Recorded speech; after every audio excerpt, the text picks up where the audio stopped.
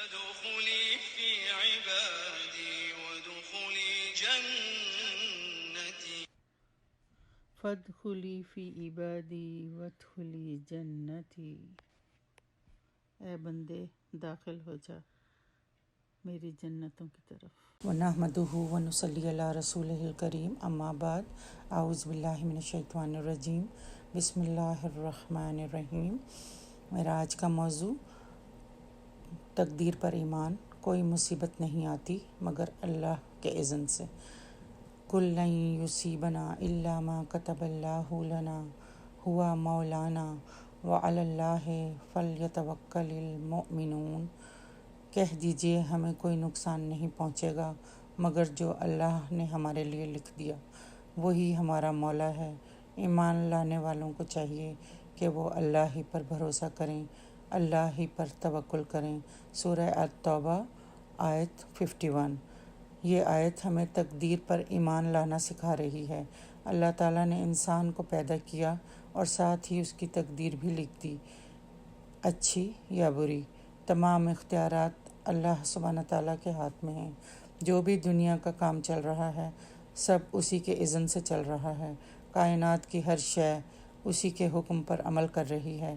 زمین پر ایک پتا بھی اس کی مرضی کے خلاف نہیں گرتا، تو ہم انسان بہت کچھ ہونے کے باوجود بھی کچھ نہیں ہیں۔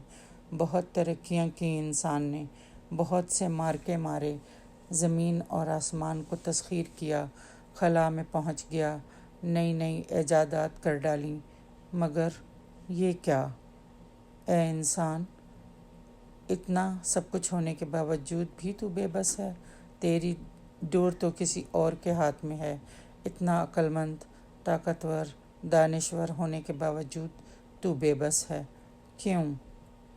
اس لیے کہ تو اپنے مالک کا مرہون منت ہے، محتاج ہے۔ تیری ساری باغ دوڑ تو تیرے رب کے ہاتھ میں ہے، وہ جس نے تجھے پیدا کیا۔ اللہ نے دماغ دیا، کام کرنے کی صلاحیت دی۔ اتنا کچھ دینے کے باوجود سارے اختیارات نہیں دیے، کیونکہ تو انسان ہے۔ تجھے کام کرنے کے لیے اور آزمائش کے لیے اس نے اس دنیا میں بھیجا، اور وہ مالک کل ہے۔ وہ جانتا ہے کہ کب اور کیسے کتنا کام لینا ہے تجھ سے، کتنے اختیارات دینے ہیں، کب تو نے ہنسنا ہے اور کب تو نے رونا ہے۔ یہی تقدیر ہے۔ جب انسان کسی موقع پر اپنے آپ کو بے بس محسوس کرتا ہے تو وہاں سے بندہ مومن اپنے رب کو پہچان لیتا ہے کہ میں تو کچھ بھی نہیں، میرے اختیارات تو کچھ بھی نہیں، جو کچھ بھی ہوتا ہے اللہ کے اذن ہی سے ہوتا ہے۔ میں تو اپنی مرضی سے اپنا ایک پاؤں بھی نہیں ہلا سکتا۔ حضرت علی رضی اللہ تعالیٰ عنہ سے کسی نے تقدیر کے بارے میں سوال کیا تو آپ رضی اللہ تعالیٰ عنہ نے فرمایا، اپنا ایک پاؤں زمین سے اوپر اٹھاؤ۔ اس نے اٹھا لیا۔ پھر فرمایا، اب دوسرا اٹھاؤ۔ اس نے عرض کیا، وہ کیسے؟ میں تو نہیں اٹھا سکتا۔ اس پر حضرت علی کرم وجہ اللہ نے فرمایا کہ بس یہی تقدیر ہے، یعنی اتنا ہی تمہارے اختیار میں ہے۔ اسی سے ثابت ہوتا ہے کہ اپنی قوت، طاقت یا مادی وسائل پر انسان بھروسہ نہیں کر سکتا، بلکہ بندہ مومن کا مکمل بھروسہ، اعتماد صرف اور صرف اللہ کی ذات پر ہوتا ہے۔ وہ ہر حال میں اللہ کے آگے سرنڈر کرنے والا ہوتا ہے۔ اللہ تعالیٰ نے قرآن میں ہمیں بتا دیا کہ میں نے لکھ دیا ہے جو کچھ بھی تمہارے ساتھ ہونا ہے، تمہاری زندگی، اس کی خوشی، اس کا غم، کوئی مصیبت یا آفت تم پر میرے اذن کے بغیر نہیں آ سکتی۔ تو اے میرے بندو، تم نے کیا کرنا ہے؟ میری ذات پر بھروسہ کرنا ہے، توکل کرنا ہے، کیونکہ میرے بندوں کا یہی رویہ ہوتا ہے۔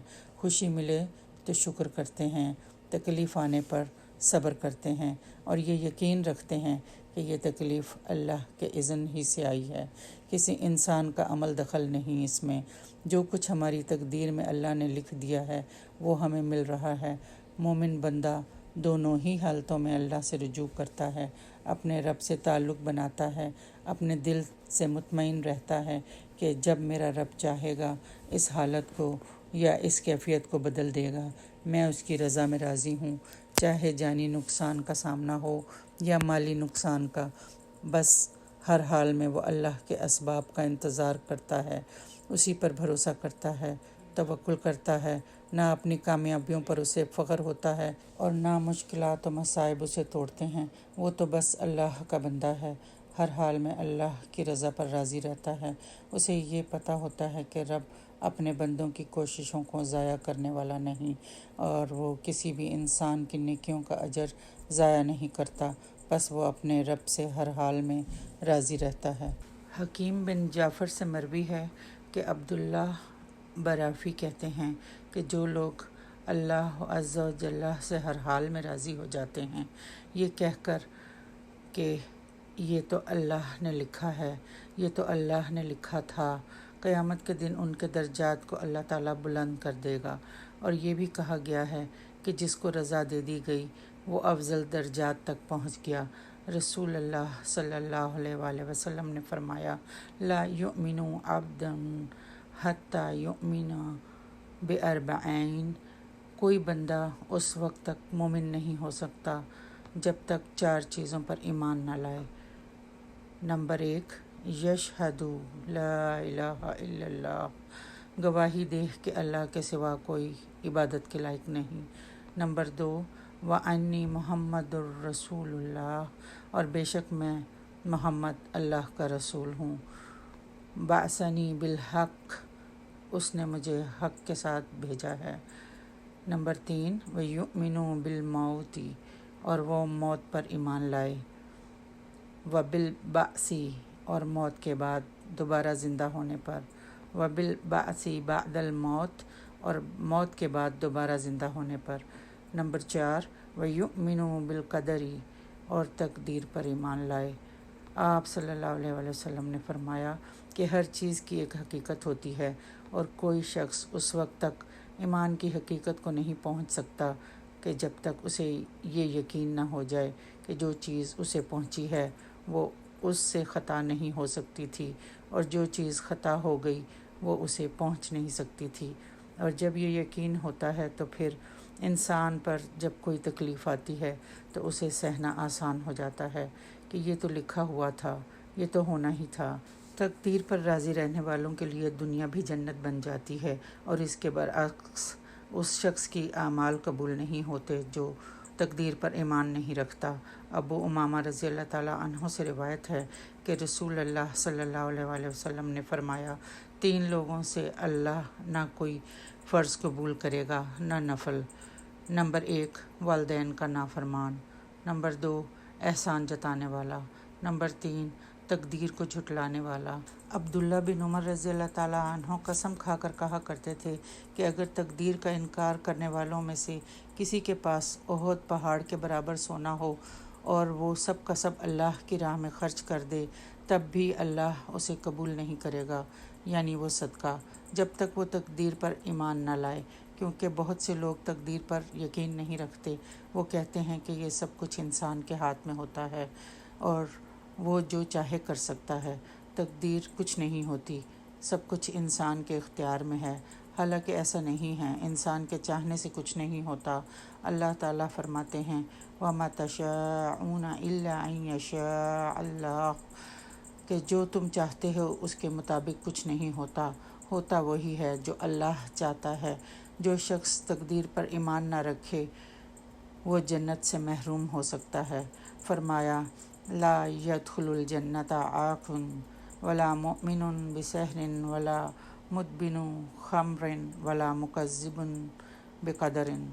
نبی صلی اللہ علیہ وآلہ وسلم نے فرمایا، جنت میں والدین کا نافرمان، نمبر 2 جادو پر ایمان رکھنے والا، نمبر 3 عادی شراب خور، اور نمبر 4 تقدیر کو جھٹلانے والا داخل نہ ہوگا۔ اور یہ الگ بات ہے کہ سزا بھگتنے کے بعد اگر اس کے دل میں ایمان ہے تو جنت میں چلا جائے، اسی لیے ہمیں تقدیر پر ایمان لانے کو کہا گیا ہے۔ یہ اللہ پر یقین ہی تھا کہ جس نے ابراہیم علیہ السلام کے لیے آگ کو ٹھنڈا کر دیا، یعنی آگ جیسی خطرناک چیز ان کا کچھ نہ بگاڑ سکی، اور یہ یقین ہی تھا کہ اللہ تعالیٰ نے موسیٰ علیہ السلام کے لیے سمندر میں راستہ بنا دیا، جس نے یونس علیہ السلام کو مچھلی کے پیٹ میں بھی زندہ رکھا۔ مسلمان کا کام مصیبت کے وقت صبر کرنا ہوتا ہے، پریشانی سے مسئلے حل نہیں ہوتے۔ اللہ تعالیٰ قرآن مجید میں فرماتے ہیں سورہ البقرہ آیت 156 الذین اذا اصابتہم مصیبۃ قالوا انا للہ و انا الیہ راجعون۔ اللہ تعالیٰ نے اس آیت میں ایمان والوں کی ایک پہچان بتائی ہے کہ جب ان پر کوئی مصیبت آتی ہے تو وہ کہتے ہیں بے شک ہم اللہ ہی کے لیے ہیں اور اسی کی طرف ہی پلٹ کر جانے والے ہیں۔ ایمان والے اس طرح کی باتیں نہیں کرتے کہ ہائے اب میرا کیا ہوگا۔ آج کا مسلمان اس وائرس سے اتنا پریشان کیوں ہے؟ اس لیے کہ ایمان کمزور ہو گیا ہے، ہر چیز کا خوف اس کے دل میں بیٹھ جاتا ہے۔ احتیاط کرنا لازم ہے، تدبیر کرنا لازم ہے، مگر یہ یقین ہونا بھی لازم ہے کہ اللہ کے حکم کے بغیر کوئی چیز نقصان نہیں پہنچا سکتی۔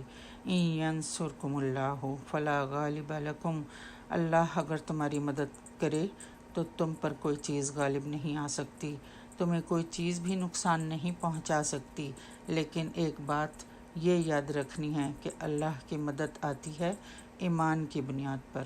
سو ہمیں چاہیے کہ ہم ایمان کو مضبوط بنائیں، ہر معاملے میں اللہ پر بھروسہ کریں، تقدیر کے قائل ہو جائیں کہ جو بھی ہوتا ہے اللہ کے اذن ہی سے ہی ہوتا ہے۔ بِإِذْنِ اللہ وآخر دعوانا ان الحمد للہ رب العالمین۔